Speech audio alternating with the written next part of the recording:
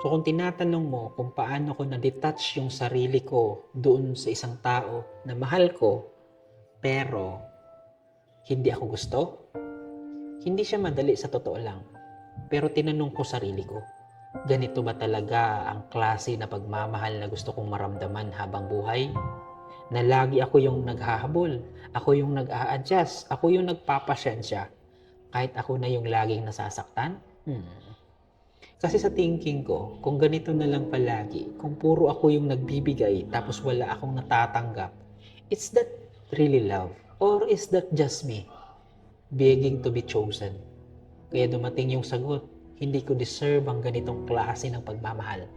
Mas deserve ko yung peace. Mas deserve ko yung pagmamahal na hindi kailangang ipaglaban araw-araw para lang maramdaman. So, what made me detach? Paano ako na-detach? Paano ko natanggap? Paano ako nakalit go? Paano ako naka-move on? The moment I realized this is not the love I want to carry for the rest of my life.